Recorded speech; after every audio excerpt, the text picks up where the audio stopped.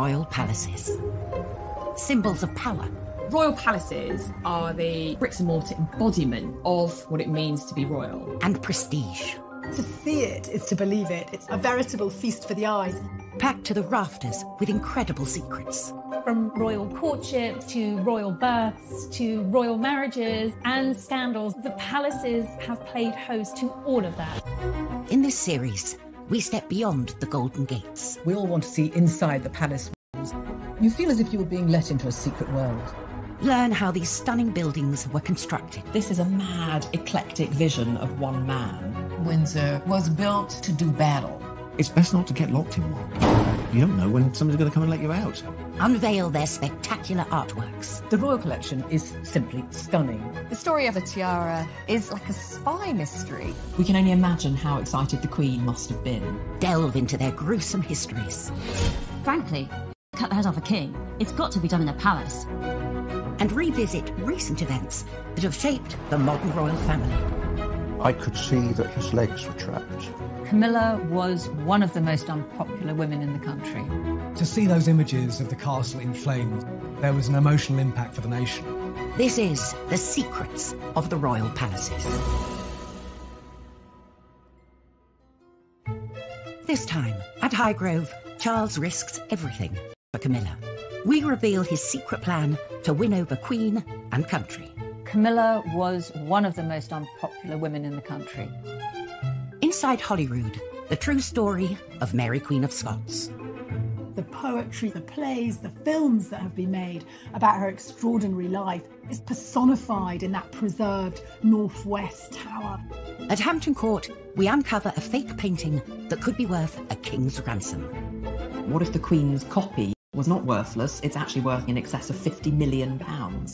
We witness a bizarre outbreak of violence at St. James's Palace. Then there came this blood-curdling cry from his wounds. He shouted to his page, "I am being murdered!" The question was, who did it? And Prince George's moment of mayhem. We dig into the archives to discover he's not the first royal to behave badly on the balcony. History was repeating itself, and it was around 30 years before that Harry was seen on the balcony doing exactly the same thing to his cousin, Princess Beatrice. The royal family have a palace for every occasion.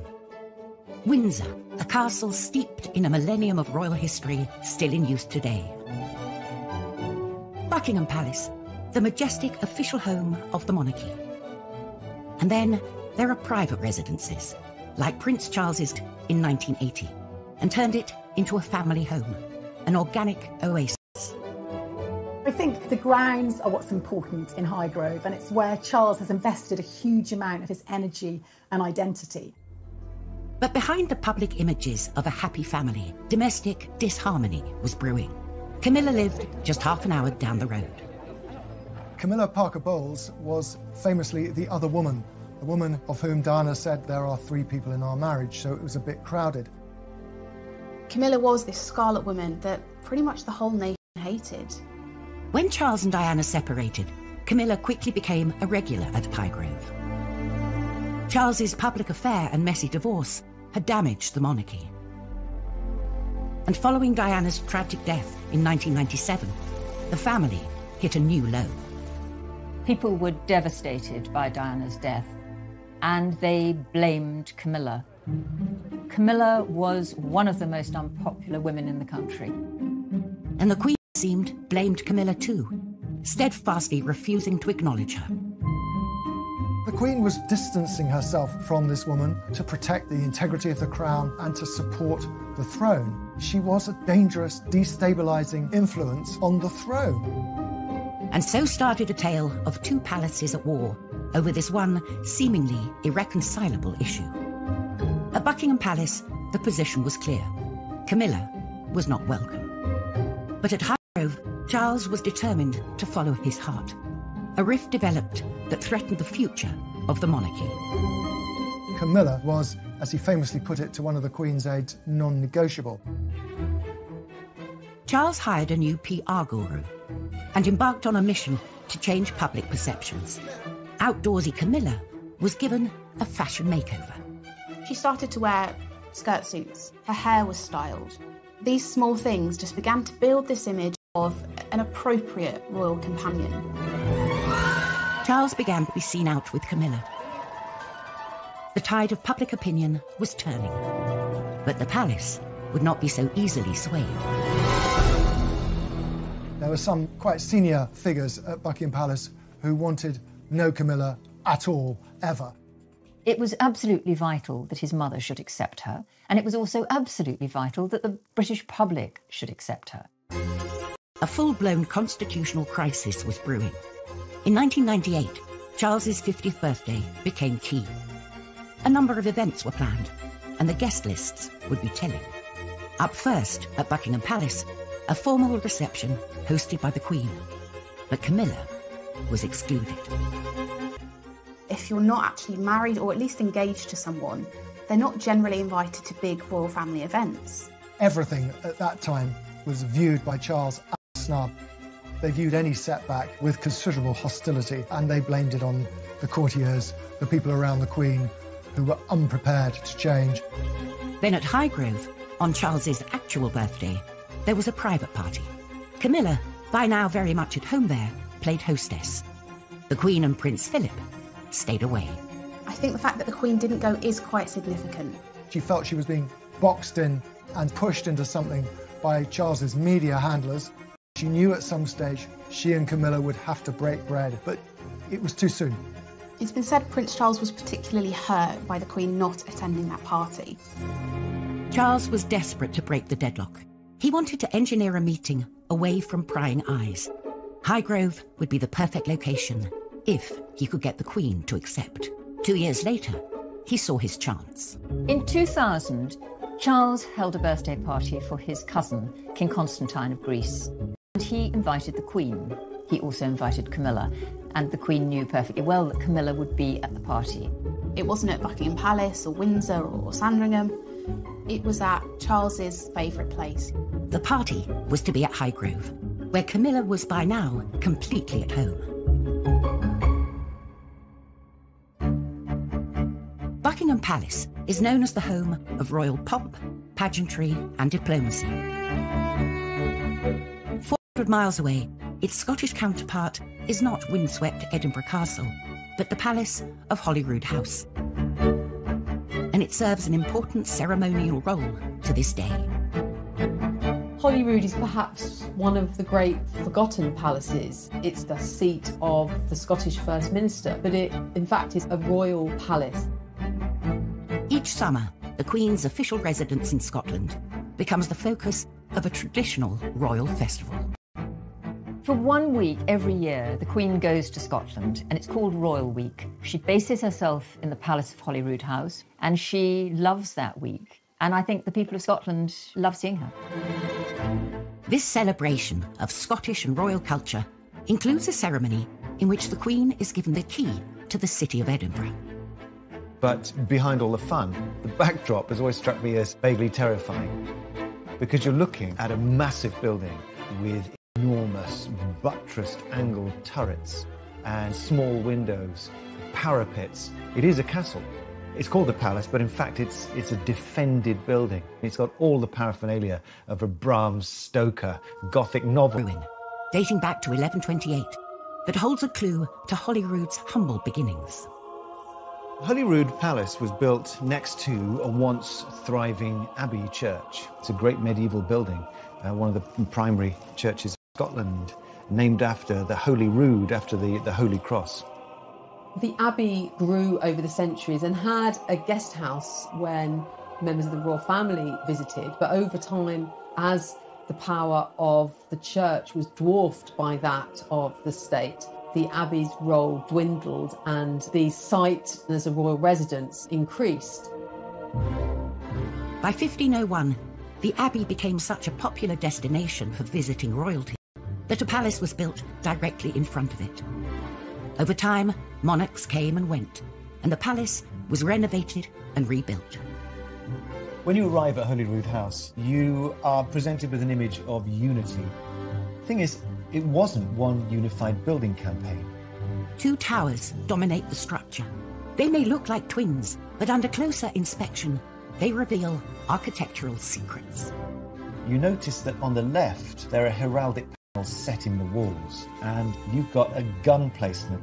On the right, all the windows are nice and neat, and instead of being fired at, you've got a neat front door with a fan light that offers you a way in. There are two very different things happening at the two phases of construction there, and it tells a big story about Scotland's history. While the southwest tower was part of a later makeover, the heavily defended original tower was built in the reign of James V of Scotland, when the threat from across the border was very real. England was never far from war with Scotland. Well, who's sitting down in England who has real ambitions and designs on the Scottish throne? None other than Henry VIII. So this is a place that has to not only look after itself as a building, but also the monarchy within it. And so the construction of this thing as a defensible set of chambers, they come from the late 1520s, early 1530s, about the same time that Henry VIII built St James's Palace. Yes, in comparison with other royal residences, it's pretty brutish. It's there for a function, to protect the monarch, for goodness sake. And does it really look that hardcore when you compare it to Edinburgh Castle up there, exposed in the old town on a great lump of rock? No, give me Holyrood any day. Coming up on Secrets of the Royal Palaces, at Holyrood, Mary Queen of Scots' chambers are the scene of a bloody murder. It's where tourists flock.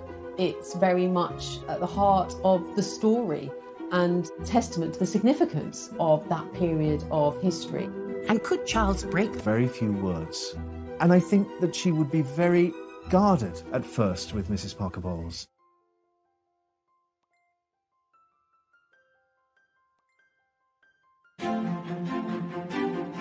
Britain's famous royal palaces bring in almost 3 million visitors from across the globe each year.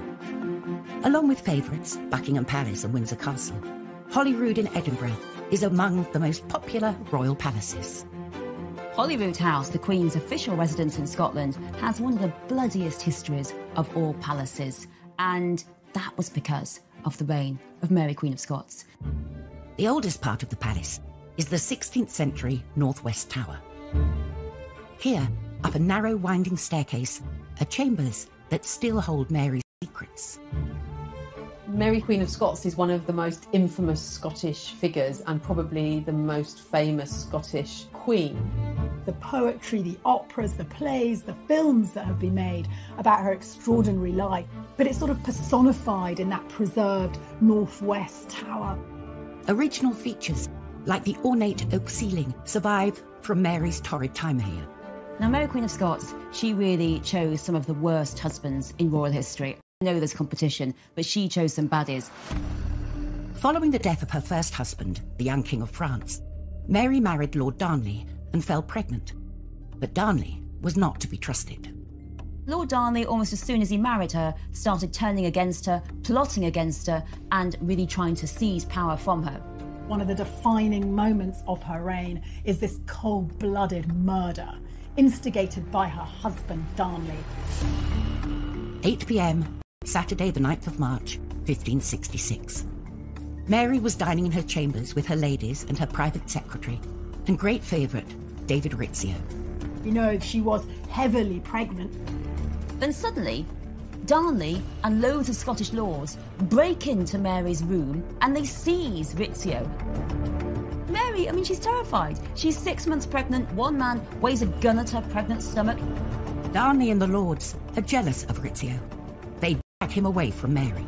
In front of her eyes, he's murdered by not just one or two, but 56 stab wounds, dragged across, I think, the bedchamber floor, tossed down the stairs. It was a red herring, the whole Rizzio thing. It was Mary they wanted. The lords wanted to take Mary prisoner and steal power and put her baby on the throne. Mary is under arrest. Her beautiful palace of Holyrood that she has loved and decorated with her tapestries and all her furniture, it is now her prison. Eventually, Darnley relented and helped Mary escape. A year later, married at Holyrood, but no happy ending. She was deposed and she fled into England in the hope that Elizabeth would help her. Instead, she was imprisoned for 19 years and finally executed. The tower has been preserved, and the tower is very much synonymous with Mary Queen of Scots and indeed that tragic murder. And in many ways, it's this iconic site in Scottish royal history. To this day, they sort of invite you to look for the bloodstains. It's almost like a badge of honour that this castle lived. It was a proper castle that earned its stripes where blood was shed. Holyrood Palace is not the only royal residence with a history of marital problems. At Highgrove, Prince Charles had invited his mother to a birthday party for King Constantine of Greece, and Camilla would be there, not just as a guest, but effectively as hostess.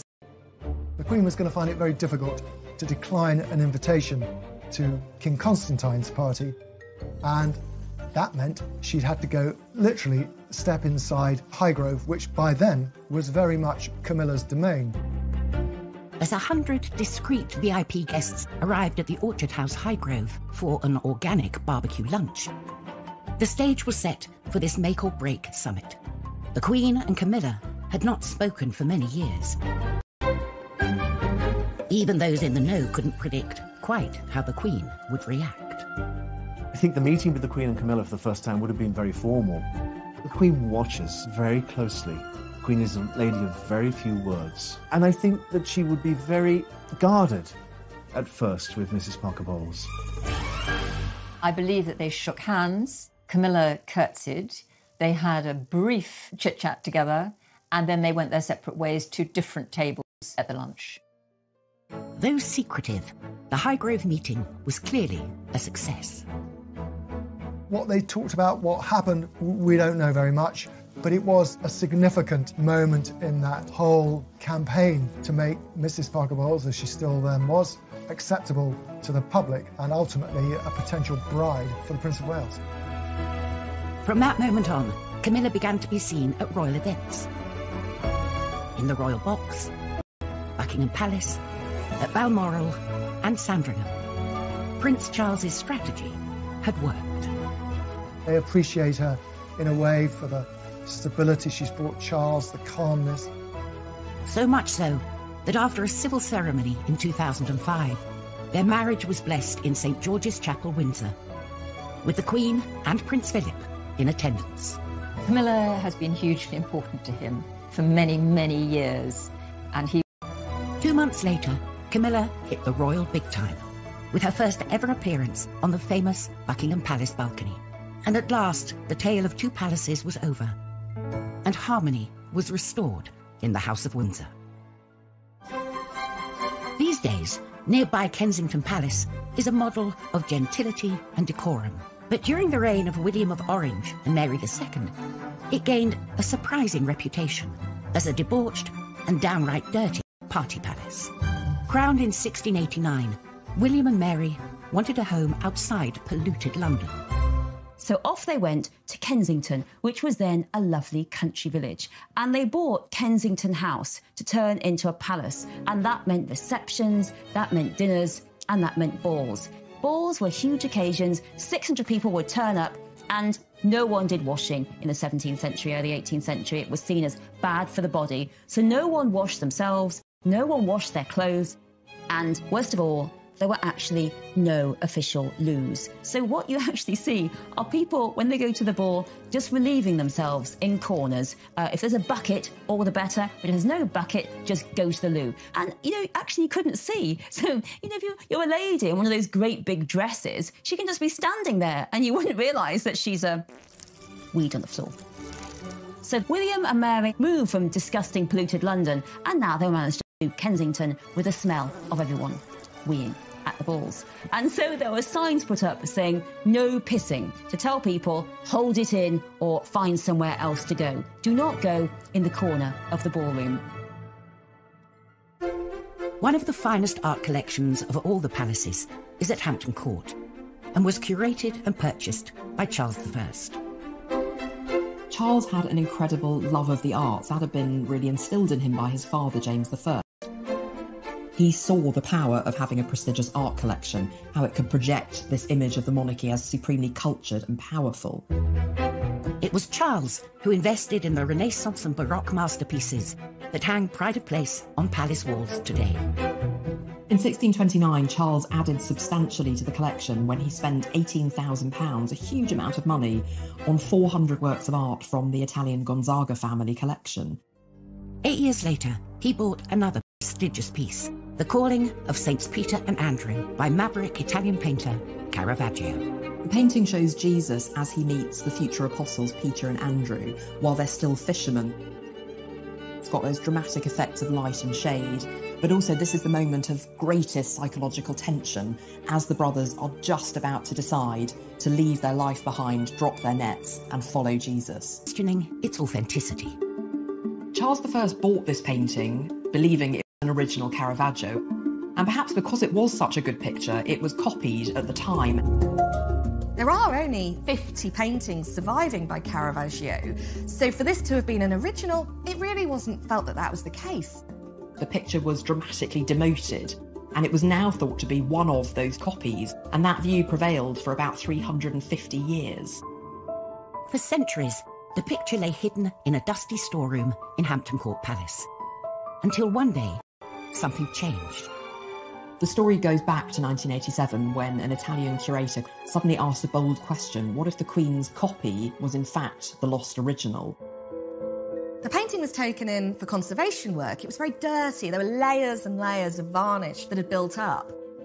It took 6 years of detailed conservation work to find an answer. On closer inspection, evidence mounted. Could this be the lost original? Caravaggio was quite unusual. He would paint straight onto the canvas, but he would etch in an underdrawing. And as the conservators looked closely, they could see around the face that these etched lines were there. There's the speed and the confidence of the brushstrokes, which mean that this must be the real deal. It's got a real energy to it that a lot of his contemporaries just weren't able to match. This had to be a Caravaggio. The palace had unearthed a rare art treasure, and their findings stunned the art world. Suddenly, in 2006, there's a dramatic announcement. The painting really is by Caravaggio, and it's not worthless. It's actually worth probably something in excess of £50 million. This was a really incredible discovery. It's the sort of thing that only happens once or twice in a generation.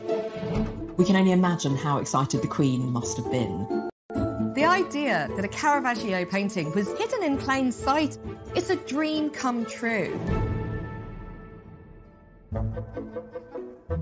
Coming up, we discover the mysterious origins of Windsor Castle's Order of the Garter.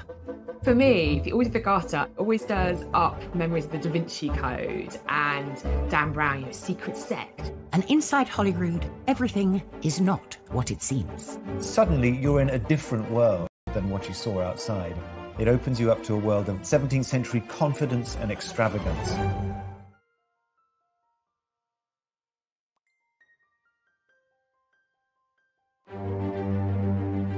In Edinburgh, the Palace of Holyrood House has all the formidable features of a mighty fortress. You're in a different world than what you saw outside.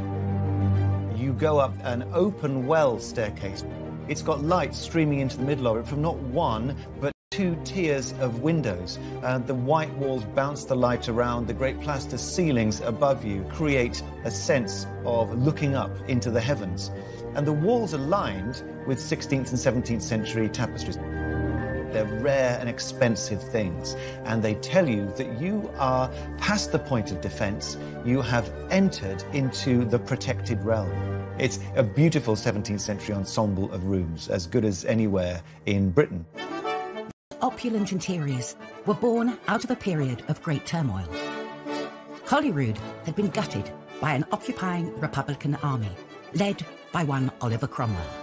We know that Oliver Cromwell billets his men there and doesn't really treat it with due respect. For crying out loud, this guy's a Republican. It's all about the barrel of the gun and the good word of the Lord. And he's not about the sort of flash symbols of monarchy, far from it. When the monarchy was restored, new King Charles II wanted to make a statement with a bold reinvention of Holyrood, hiring renowned classical architect Sir William Bruce. It was he who complemented the old tower with its symmetrical counterpart. And behind that, he set out a courtyard around which was a succession of state rooms. You start off at the top of the stairs with a presence chamber and then go through to a privy chamber of increasing richness. And the privy chamber holds yet more scandalous surprises. There are works of art from some Dutch masters, and you'll see things like naked bathers by a Dutch artist called Jacob de Vet. This is so racy that Queen Victoria couldn't see it, so it was covered with a mirror glass when she visited in the middle of the 19th century. Charles II, just like his father, understood the power and prestige that art can convey. The most striking room in his redesigned palace is the 44-metre-long Great Gallery, lined with portraits of real and legendary kings of Scotland. Holyrood is obviously the place where great important visitors are hosted, great state occasions are held. Each year, the Queen returns to host world leaders, bestow honours and meet members of the public, ensuring that this historic setting remains very much a part of the monarchy today. Another royal residence that retains an important ceremonial role is St James's Palace in London. It's here that the next king will be proclaimed. And St James's Palace has seen some of the most remarkable events in royal... In 1810, it was a scene of a bloody murder. Ernest, Duke of Cumberland, son and potential heir of George III, became embroiled, along with his servants Joseph Sellis and Cornelius Neil, in a bizarre outbreak of violence one night at the palace. May 1810, the Duke of Cumberland was asleep. And then there came this blood-curdling cry from his rooms. He shouted to his page, "Neil, I am being murdered!" Cornelius Neil, his valet, rushes in and tries to work out what's happened. And he saw that the Duke, he's had his head split open. Someone had hit him over the head with his own sabre, but they'd used the blunt part of the blade, so it hadn't killed him, but he was sort of knocked out, his head was split open. And the question was, who did it? And they're looking for the Duke's valet, Sellis, and he's not there. But his slippers are found in the Duke's cupboard. And then they find Sellis in his room, and his throat is slashed, he's pouring with blood. He's dead on the floor. Who killed him? An investigation was launched into what had occurred. There were an awful lot of attempts at slurring, at blackening Sellis's character. The official conclusion was that Sellis had attacked the Duke and then killed himself. But the suggestion that the Duke had been involved in a murder, in a homosexual love triangle, in the killing of his own valet, that would taint him and would dog him for the rest of his life.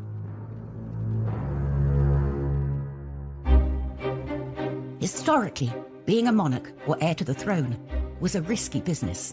And so kings, like Edward III at Windsor, surrounded themselves with strong walls and loyal men.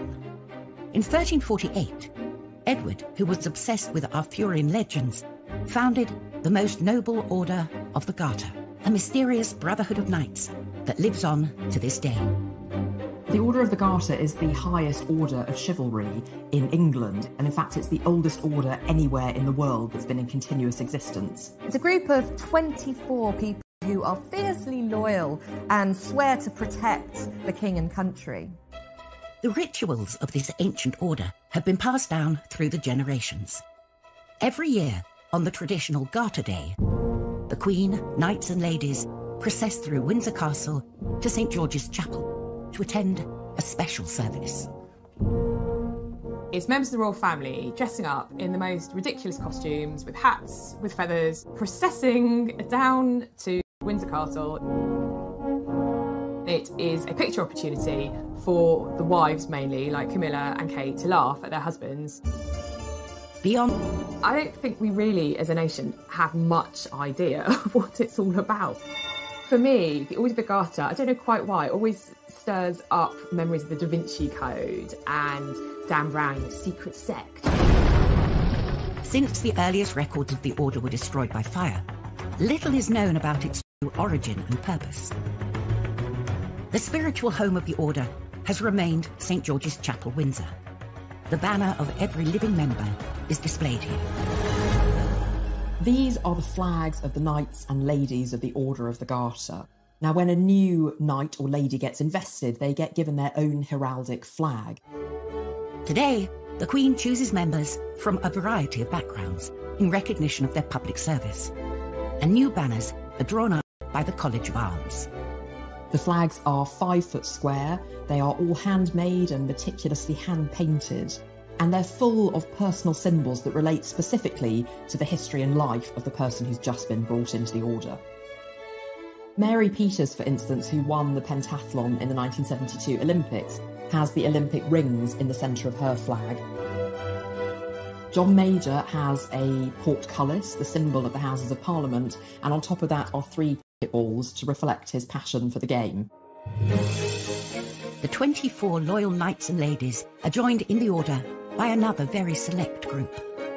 Some members of the royal family act as extra members, and the Queen Mother was one of those. The royal standard of Queen Elizabeth, the Queen Mother, combines the royal standard of her husband, King George VI, with her own family coat of arms, the Bowes Lions. So she has lions represented, but also 3 bows. The Queen Mother's standard hung in the chapel for 66 years. Upon her death, it was taken down to make way for a new member. Prince Charles, who was particularly close to his grandmother, couldn't bear to be parted from it. Anyone who goes to Clarence House, one of the first things that they will see as they come in through the front door is the banner hanging there. Every time he saw it, it would act as a reminder of his beloved grandmother. And so this national treasure continues to fly inside its new palace home. Still to come, we discover a disturbing royal grave robbery at St. George's Chapel, Windsor. If you thought that the only Tomb Raider out there was Lara Croft, well, there's another one, and that was the Prince Regent, future King George IV. And we catch royal kids behaving badly at Buckingham Palace. George starts belting his best rendition of God Save the Queen. Suddenly, Savannah realises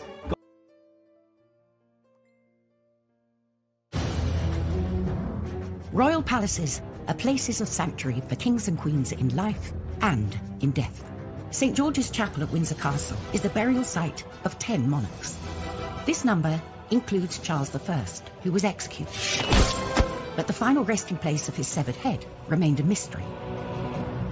Until 1813, when the Prince Regent embarked on a quest for answers.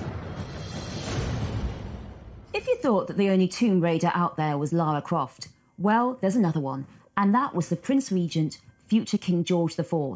The Prince Regent had become obsessed by Charles I, executed in 1649. Was Charles I's head attached or not? Had it been sewn back on? And this question became the equivalent of that crossword clue you just can't solve. So the Prince Regent asks the royal physician, Henry Halford, to go down into the royal vault in St. George's Chapel, Windsor, and look at the grave of Charles I. Together, they ventured down to the crypt to look for the body. Henry Halford opens the coffin and finds the body of Charles I wrapped in cloth and smeared with some greasy, unctuous matter. He takes the cloth off the body and says, actually, the head still remains. It is blackened and the nose has lost its cartilage. But he says this is definitely Charles I because it looks just like Charles I in the bust. And then he gets out the head and he holds it up and he can tell, he says, that it's been sawn off by a big blow. And that solves the question for the Prince Regent. Charles I's head was buried with him. And you'd think, now, poor Charles I can be put back to bed and really rest in peace at Windsor Castle, St. George's Chapel, for the rest of the days. But no, Henry Halford has found this all rather thrilling and decides to take a souvenir for himself. So he takes the 4th vertebra of Charles I's neck, puts it in his pocket and saves it, and he passes it round at dinner parties. So thanks to the Prince Regent's crazy obsession with whether or not Charles I's head was on or off, St. George's Chapel at Windsor Castle becomes the scene of a real grave robbery. The fate of Charles I at the hands of Parliament is a stark reminder that the monarchy depends upon the will of the people. Today's royal family is more focused than ever on allowing the public into their palaces and their lives. The Queen has always said they must be seen to be believed, and that is the central point of her ethos for the monarchy. They must be seen in public. Since the reign of Queen Victoria, the balcony at Buckingham Palace has been the stage for iconic royal appearances. The Queen's coronation, and more recently, William and Kate stealing a kiss on their wedding day. Not only is it a symbol of the British monarchy, it's kind of become a symbol for Great Britain itself. Such is the significance of this hallowed platform. Even palace insiders are in awe of it. I've actually been in the room where the balcony is. I find it quite daunting thinking how many royals have come into this room and walked onto that balcony. I will assure everyone that I did resist from kind of doing the kind of little wave when I was at the window, even though I wanted to. Being up on such a stage is the ultimate test for any royal, especially the younger generations. Of course, the balcony had one of the shots of William and Kate's wedding, and I'm not talking about the kiss. It was the lovely little bridesmaid who looked really cheesed off, her head in her hands, at having to stand out on that balcony for so long. June 2018, on the Queen's official birthday, thousands lined the Mall to see the trooping of the colour and to catch a glimpse of the royals on the balcony. It's one of the few times each year that the whole royal family can get together. You know, more than 40 people at times. The Queen with her children, her grandchildren, and even her great-grandchildren. They play the national anthem to appreciate the monarch, essentially. Of course, the crowds will sing along, but the royals, they don't. They stand to attention and respect the anthem. At the front of the balcony, Prince George was next to his older cousin, Savannah Phillips. The royals are being very stoic when suddenly Savannah starts conducting the band.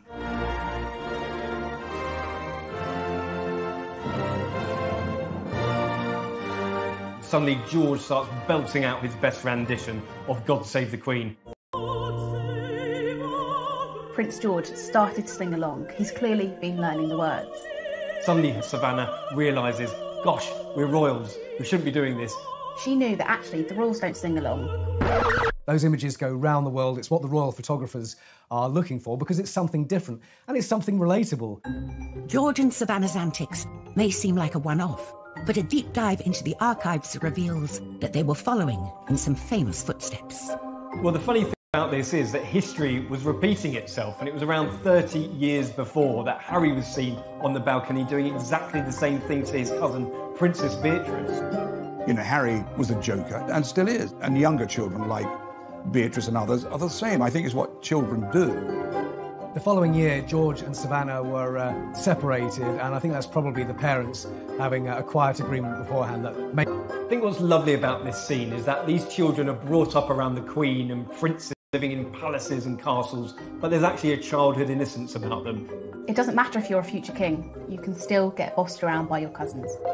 It became one of these iconic royal moments that will live long in the memory. Next time on Secrets of the Royal Palaces, we reveal what lurks behind the walls of St James's Palace. When a new king or queen is proclaimed, that's where it'll happen. At Balmoral, we delve into the Queen's role in the Scottish referendum, when she made a seemingly innocent remark. They knew it was intended to be overheard. And at Windsor, the shocking secrets revealed in Queen Victoria's diaries. She was a passionate woman. She enjoyed sex.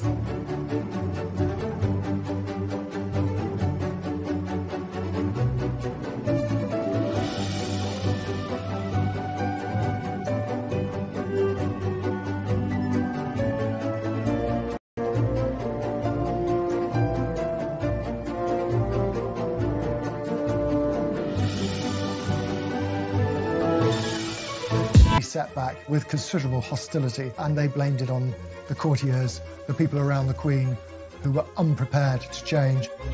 Then at Highgrove, on Charles's actual birthday, there was a private party. Camilla, by now very much at home there, played hostess. The Queen and Prince Philip stayed away. I think the fact that the Queen didn't go is quite significant. She felt she was being boxed in and pushed into something by Charles's media handlers. She knew at some stage she and Camilla would have to break bread, but it was too soon. It's been said Prince Charles was particularly hurt by the Queen not attending that party. Charles was desperate to break the deadlock. He wanted to engineer a meeting away from prying eyes. Highgrove would be the perfect location if he could get the Queen to accept. 2 years later, he saw his chance. In 2000, Charles held a birthday party for his cousin, King Constantine of Greece, and he invited the